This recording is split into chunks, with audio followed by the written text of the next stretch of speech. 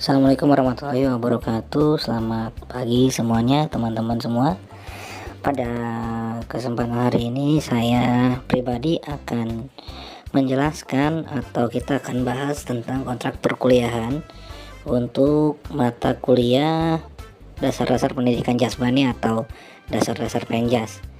Dan saya sendiri sebelumnya, bagi yang belum kenal saya, di sini juga sudah ada tertera nama saya, yaitu Gustaman Chandra Pardini, dengan nomor induk dosen nasional 0431059103.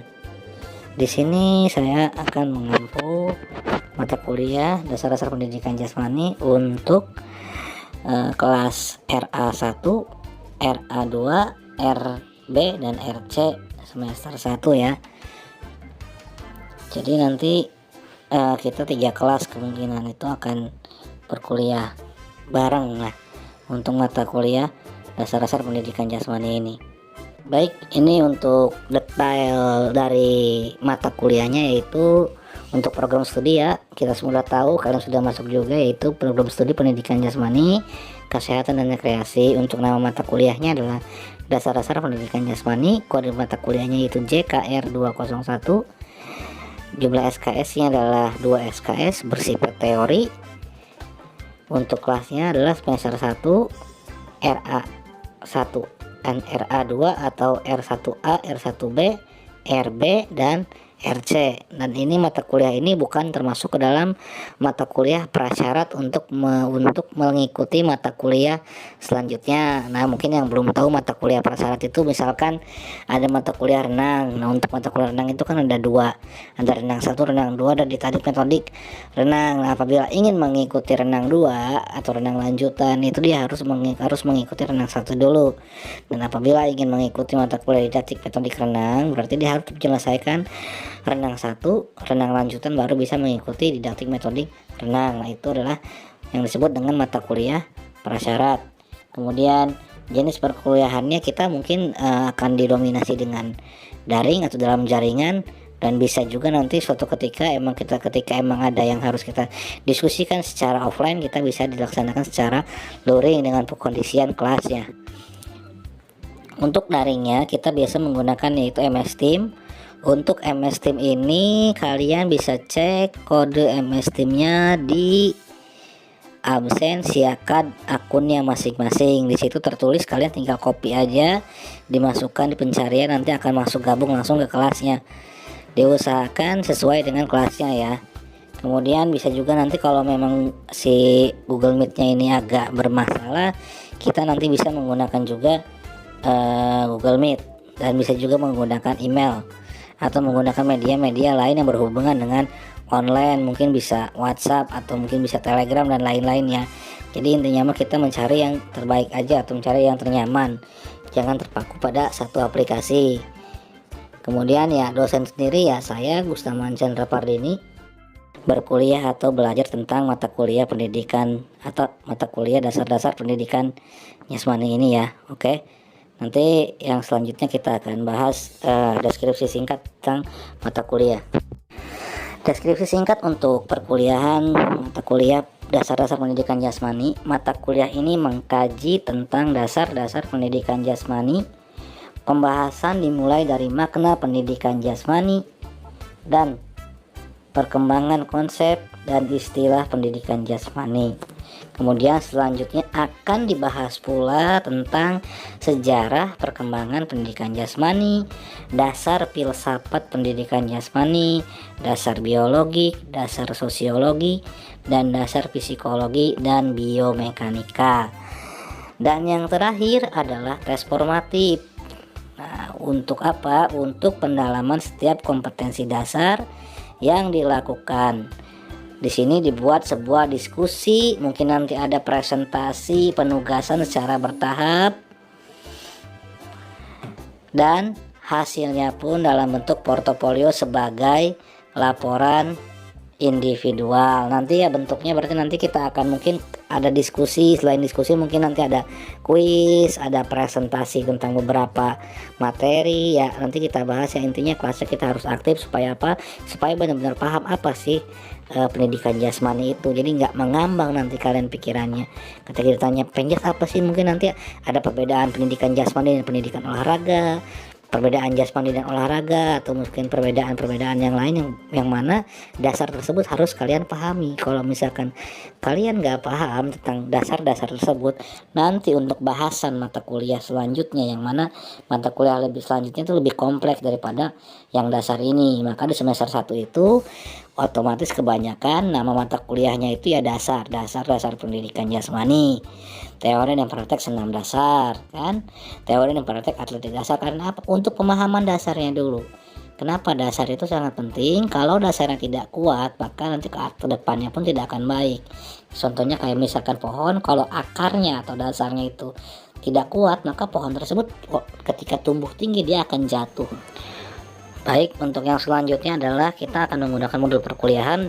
Untuk kelancaran kuliah nanti modulnya akan dibahas lebih lanjut. Dan yang selanjutnya yang paling penting adalah 1 orang koordinator mata kuliah. Ini tugasnya menghubungi saya berhubungan bagaimana proses perkuliahan selanjutnya ya, supaya nanti jelas, tidak ada kebingungan yang begini.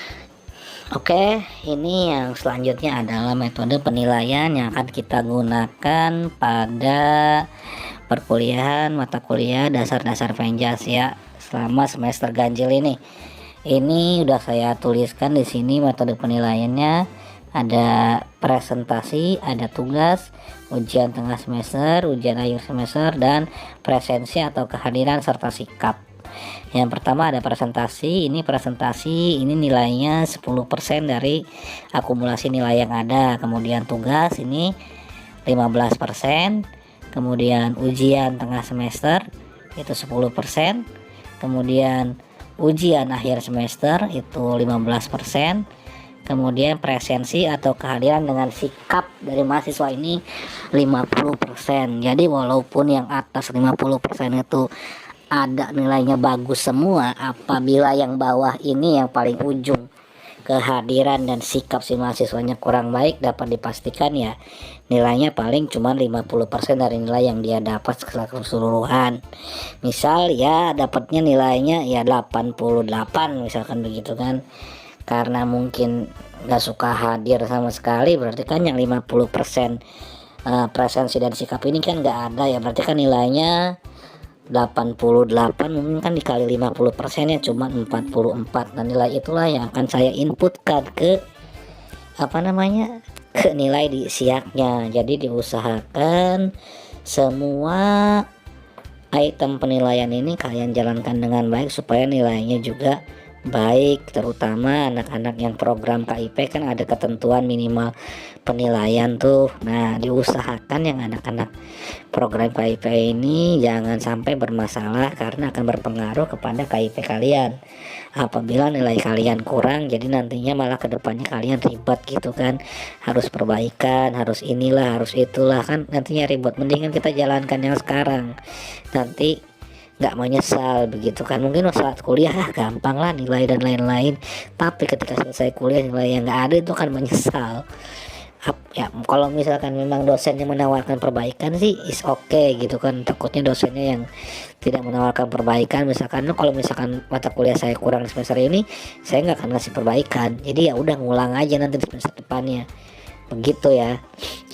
Jadi diutamakan ikut kuliah yang baik supaya tidak bermasalah nanti di nilainya. Oke teman-teman, sampai sini paham kan ini terkait penjelasannya? Baik, yang tadi adalah aspek-aspek penilaian. Mungkin itu saja proses perkuliahan, kemudian deskripsi singkatnya, proses penilaian, item-item penilaian. Yang selanjutnya ini adalah yang belum saya bahas adalah jam kuliahnya ya. Sementara dijadwalkan kita di hari Selasa jam 10.30 sampai jam 12.30 ya. Saya minta kalau bisa kita nanti kuliahnya bareng sama yang RC aja ya, di hari Jumat itu jam 18.30 sampai jam 20 Nah supaya enak, soalnya emang nih hari Selasa ini paginya saya ada jadwal ngajar yang lain begitu, biar nanti kuliahnya bareng sama anak RC, yaitu kelas RA1 atau kelas A, RA2 atau kelas B, kemudian nanti sama kelas RC atau RB, nanti digabung aja kuliahnya biar enak begitu kan. Saya minta jadwalnya nanti dipindahkan ke hari Jumat jam 18.30 sampai jam 20.00. Untuk di absen di siang nggak apa-apa, di hari Selasa aja, cuma nanti perkuliahan selanjutnya kita bahas di hari Jumat ya, sama bareng sama anak RC ya. Itu nanti koordinator kelasnya bisa menghubungi saya untuk detail lebih lanjutnya gitu kan, bagaimana nantinya terkait modul dan lain-lain juga nanti mungkin bisa dibahas oleh koordinator kelasnya, sehingga nanti memudahkan untuk komunikasi. Jangan WA berjamaah nanti ya. Kalau WA berjamaah nanti saya bingung balasnya. Usahakan satu orang satu koordinator mata kuliah sesuai yang pernah saya sampaikan kemarin di kelas RA1 atau kelas A ya. Ini mungkin deskripsi singkat untuk mata kuliah atau kontrak perkuliahan kita di mata kuliah pendidikan dasar-dasar pendidikan jasmani ini. Tolong setelah ini, yaitu bagi yang sudah menonton, bagi yang membuka, wajib subscribe dan berkomentar hadir serta mengunduh formulir yang ada ya. Nih linknya di bawah ini nih. Apa ini formulir? Formulir ini formulir bahwasanya kamu sudah memahami dan kamu sudah menyimak semua penjelasan tentang kontrak perkuliahan yang disampaikan pada video ini. Hal yang kamu lakukan selanjutnya adalah mengisi form persetujuan.